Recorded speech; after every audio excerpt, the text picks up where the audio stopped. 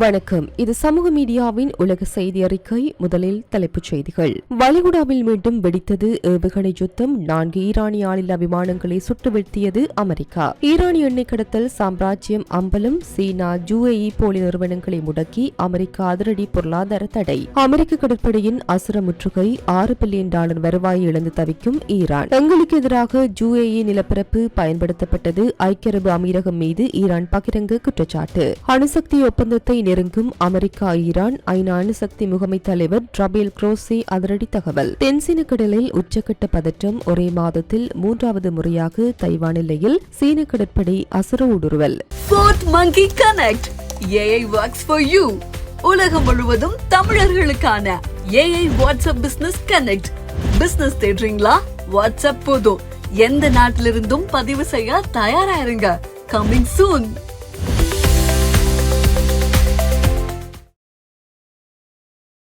பிகன்மி media வழங்கும் legends and icons awards 2026 June 20 ஆட்டம் ரைடன் கன்வென்ஷன் சென்டர். அமெரிக்கா மற்றும் ஈரான் இடையே அணுசக்தி ஒப்பந்தத்திற்கான ராஜதந்திர பேச்சுவார்த்தைகள் ஒருபுறம் தீவிரமாக நடந்து வரும் வேளையில் மறுபுறம் வளைகுடா கடற்பரப்பில் இரு நாடுகளுக்கும் இடையே நேரடி ராணுவ மோதல் வெடித்துள்ளது. ஹார்முஸ் ஜலசந்தியை நோக்கி ஏவப்பட்டு 4 ஈரானிய ஆளில்லா போர் விமானங்களை அமெரிக்க ராணுவம் நடுவானில் சுட்டு வீழ்த்தியிருப்பதுடன் ஈரானின் ராணுவ தளம் மீது அதிரடி வான்வழி தாக்குதலை நடத்தியுள்ளது. அமெரிக்க ராணுவத்தின் மத்திய கட்டளை பிரிவு வெள்ளிக்கிழமை வெளியிட்டுள்ள அவசர அறிக்கையில் ஈரானிய படைகளால் ஹார்முஸ் ஜலசந்தியை நோக்கி ஏவப்பட்ட 4 அதிநவீன ஆளில்லா போர் விமானங்களை அமெரிக்க படைகள் சமீபத்தில் வெற்றிகரமாக இடைமறித்து சுட்டு வீழ்த்தியதாக தெரிவித்துள்ளது. ஈரானால் ஏவப்பட்ட இந்த தாக்குதல் ட்ரோன்கள் அந்த சர்வதேச கடல் வழித்தடத்தில் பயணிக்கும் வர்த்தக கப்பல்கள் மற்றும் பிராந்திய கடல்வழி போக்குவரத்திற்கு மிகப்பெரிய உடனடி அச்சுறுத்தலை ஏற்படுத்தியதால் இந்த அதிரடி நடவடிக்கை எடுக்கப்பட்டது என சின்காம் விளக்கம் அளித்துள்ளது.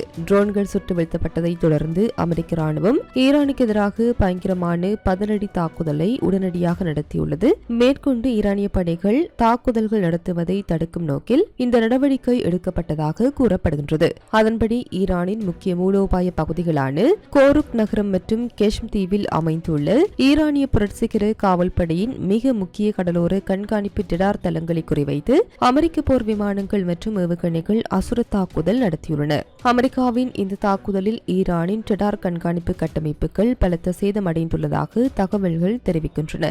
அமெரிக்கா மற்றும் ஈரானுக்கு இடையே தற்போது ஒரு தற்காலிகமான நிலையற்ற போர் நிறுத்தம் அமலில் இருக்கும் சூழலிலும் ஈரானின் அத்துமீறல்களை தற்காத்துக் கொண்டு பின்னர் அதன் இலக்குகள் மீது அமெரிக்கா தாக்குதல் நடத்தியுள்ள மிக சமீபத்திய மோதல் சம்பவம் இதுவாகும். இந்த திடீர் வான்வழி தாக்குதல் வளைகுடா பிராந்தியத்தில் நிலவி வரும் தற்காலிக அமைதியை மீண்டும் சீர்குலைக்கும் அபாயத்தை ஏற்படுத்தியுள்ளது. வளைகுடா கடற்பரப்பில் ஈரானிய ரோன்களை அமெரிக்க ராணுவம் சுட்டு வீழ்த்தியதை தொடர்ந்து இரு நாடுகளுக்கும் இடையிலான மோதல் தற்போது பொருளாதார போராக மாறியுள்ளது. தடைகளிலிருந்து தப்பித்து தெற்கு மற்றும் கிழக்கு ஆசிய நாடுகளுக்கு சட்டவிரோதமாக நூற்றுக்கணக்கான மில்லியன் டாலர் மதிப்புள்ள எரிபொருளை கடத்திய ஈரானின் அதிநவீன ரகசிய வலையமைப்பை குறிவைத்து அமெரிக்கா மேலும் பல புதிய கடுமையான தடைகளை விதித்துள்ளது. இது தொடர்பாக அமெரிக்க அரசு வெளியிட்டுள்ள அதிகாரப்பூர்வ அறிக்கையின்படி ஈரானிய திரவ பெட்ரோலிய எரிவாயுவை சர்வதேச சந்தைக்கு கடத்துவதற்காக செயல்பட்டு வந்த ஒரு சர்வதேச நெட்வொர்க்கை அமெரிக்கா தற்போது துல்லியமாக கண்டறிந்து முடக்கியுள்ளது. ஈரானிலிருந்து வரும் எரிபொருளின் உண்மையான அடையாளத்தை மறைப்பதற்கும் அமெரிக்காவின் கடுமையான தடைகளை தவிர்ப்பதற்கும் இந்த வலையமைப்பானது ஐக்கிய அரபு அமீரகம் மற்றும் சீனாவில் இயங்கி வந்து பல போலி நிறுவனங்களையும் ஈரானின் ரகசிய மறைமுக கப்பல் படைகளையும் இடைத்தரகர்களாக பயன்படுத்தியுள்ளது அம்பலமாகி உள்ளது. அமெரிக்காவின் இந்த அதிரடி தடை பட்டியலில் எண்ணெய் கடத்தலுக்கு உதவியாக இருந்த ஒரு முக்கிய ஈரானிய நாணய பரிமாற்ற நிறுவனமும் அதன் இயக்குநர்களும் சேர்க்கப்பட்டுள்ளனர். சர்வதேச நிதி அமைப்புகளின் விதிமுறைகளையும் அமெரிக்க கண்காணிப்பையும் ஏமாற்றி பல பில்லியன் டாலர் மதிப்பிலான சட்டவிரோத நிதி பரிவர்த்தனைகளை எளிதாக்க இந்த நிறுவனம் ஈரானுக்கு உதவியுள்ளது. எண்ணெய் விற்பனையிலிருந்து பெறப்படும் இந்த கள்ளப்பணத்தை ஈரானிய ஆட்சிக்கு மாற்றுவதற்கு பிரதான வழித்தடமாக இந்த நிறுவனம் செயல்பட்டதால் இதன் மீதும் இதன் இயக்குநர்கள் மீதும் அமெரிக்கா தடை விதித்து சொத்துக்களை முடக்கியுள்ளது. ஈரானுக்கு எதிரான நடவடிக்கைகளுக்கு தங்கள் நிலப்பரப்பு பயன்படுத்தப்பட்டதாக ஈரான் குற்றம் சாட்டியிருந்த நிலையில் அதற்கு சான்றாக UAE-யில் இயங்கிய போலி நிறுவனங்கள் மீது அமெரிக்காவை தற்போது பொருளாதார தடையை விதித்திருப்பது சர்வதேச திரையரங்கில் பெரும் பரபரப்பை ஏற்படுத்தியுள்ளது. அமெரிக்கா மற்றும் ஈரானுக்கு இடையே நிலவி வரும் போர் சூழலுக்கு மத்தியில் அமெரிக்க கடற்படை மேற்கொண்டுள்ள அதிரடி கடல்சார் முற்றுகை காரணமாக ஈரானின் முதுகெலும்பாக விளங்கும் கச்சா எண்ணெய் ஏற்றுமதி வரலாறு காணாத வீழ்ச்சியை சந்தித்துள்ளது. இதனால் ஈரான் கிட்டத்தட்ட $6 பில்லியன் எண்ணெய் வருவாய் இழந்து பெரும் பொருளாதார நெருக்கடியில் சிக்கியுள்ளது. கடந்த பிப்ரவரி 28 அன்று அமெரிக்க இஸ்ரேல் கூட்டு தாக்குதல்கள் தொடங்கியதை தொடர்ந்து வளைகுடா பிராந்தியத்தின் மிக முக்கிய கடல்வழி பாதையான ஹார்முஸ் ஜலசந்தியை பெரும்பாலான நாடுகளின் கப்பல் போக்குவரத்திற்காக ஈரான் அதிரடியாக மூடியது. உலகளாவிய எண்ணெய் மற்றும் எரிவாயு விநியோகத்தில் 20% கொண்டு செல்லும் இந்த நீர்வழி பாதை முடங்கியதால் உலக சந்தையில் கச்சா எண்ணெய் விலை ராக்கெட் வேகத்தில் உயர்ந்தது. ஆரம்பத்தில் தனது போட்டியாளர்களின் கப்பல்கள் முடங்கியதால் ஈரான் தனது சொந்த எண்ணெயை மார்ச் மற்றும் ஏப்ரல் மாதங்களில் ஒரு பேரல் $90 முதல் $100 என்ற உச்ச விலைக்கு விற்று அசுர லாபம் ஈட்டியது.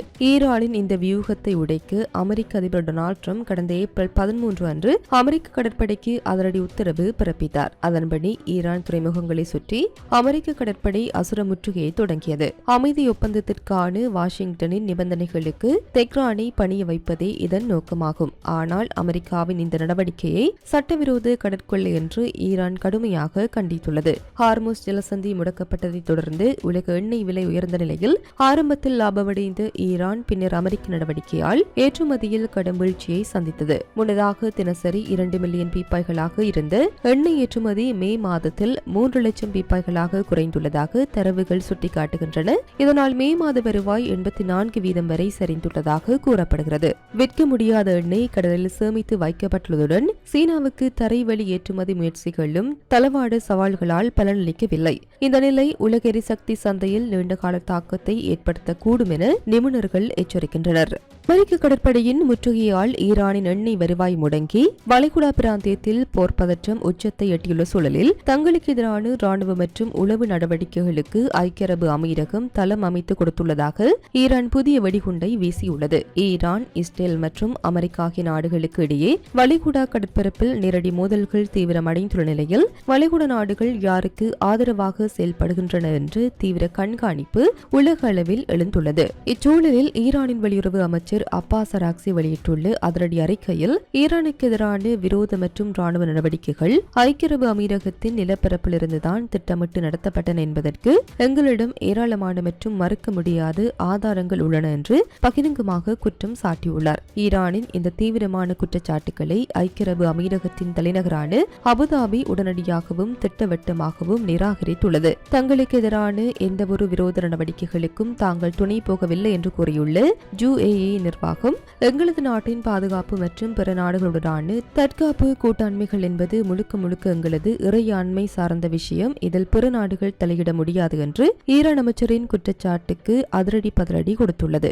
அமெரிக்கா மற்றும் இஸ்ரேலின் அதிநவீன போர் விமானங்கள் மற்றும் உளவு பிரிவுகள் வளைகுடா பிராந்தியத்தில் உள்ள தங்களின் நட்பு நாடுகளின் ராணுவ தளங்களை பயன்படுத்தி வருவதாக போர் மிகங்கள் சூழ்ந்துள்ள நிலையில் ஈரானின் இந்த ஆதார பட்டியல் குற்றச்சாட்டு அரபு நாடுகளுக்கும் ஈரானுக்கும் இடையிலான ராஜதந்திர உறவில் மேலும் விரிசலை ஏற்படுத்தியுள்ளது. அமெரிக்க கடற்படையின் பொருளாதார முற்றுகை மற்றும் ஐக்கிய அரபு அமீரகம் மீதான ஈரானின் குற்றச்சாட்டுகளால் வளைகுடா பிராந்தியத்தில் போர் மிகங்கள் சூழ்ந்துள்ள நிலையில் உலக நாடுகளுக்கு பெரும் நிம்மதி அளிக்கும் வகையில் ஒரு மாபெரும் ராஜதந்திர திருப்பம் ஏற்பட்டுள்ளது. அணுசக்தி திட்டம் தொடர்பான ஒரு புதிய கூட்டமைப்பு ஒப்பந்தத்தை எட்டுவதற்கு அமெரிக்காவும் ஈரானும் மிக நெருங்கிவிட்டதாக சர்வதேச அணுசக்தி முகமை அதிகாரப்பூர்வமாக தெரிவித்துள்ளது.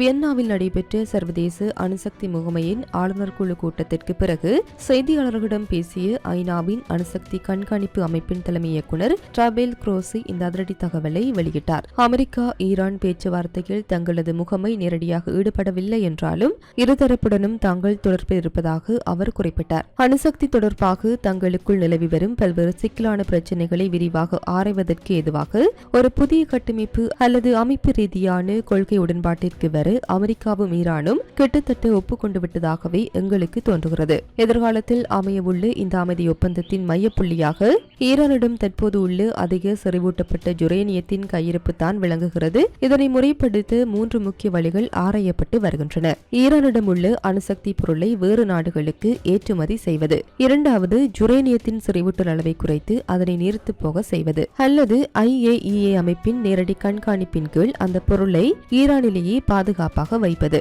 முதல் கட்டமாக ஐநா அதிகாரிகள் விரைவில் ஈரானுக்கு சென்று அங்குள்ள யுரேனியத்தின் துல்லியமான அளவை நேரில் சரிபார்க்க உள்ளதாக குரோசி தெரிவித்தார். போர் சூழலுக்கு மத்தியில் அணுசக்தி பாதுகாப்பை உறுதி செய்வதற்கான 7 முக்கிய தூண்களை அனைத்து நாடுகளும் மதிக்க வேண்டும் என்று குரோசி வலியுறுத்தினார். குறிப்பாக கடந்த மே 17 அன்று ஆளில்லா வான்வழி தாக்குதலுக்கு உள்ளான ஐக்கிய அரபு அமீரகத்தின் பராக் அணுமின் நிலையத்தை பார்வையிட்ட பின் இந்த எச்சரிக்கையை அவர் விடுத்துள்ளார். உலகில் அணுசக்தி நிலையங்கள் எங்கு அமைந்திருந்தாலும் அவை ஒருபோதும் ராணுவ இலக்குகளாக குறிவைக்கப்படக்கூடாது. இதில் சர்வதேச அணுசக்தி முகமைக்கு இரட்டை தரநிலைகள் கிடையாது. அணுமின் நிலையங்கள் மீது தாக்குதல் நடத்தப்பட்டால் அதனால் ஏற்படும் கதிரியக்க கசிவு ஒட்டுமொத்த மனிதகுலத்திற்கும் சுற்றுச்சூழல் பேரழிவை ஏற்படுத்தும் என்று அவர் எச்சரித்தார்.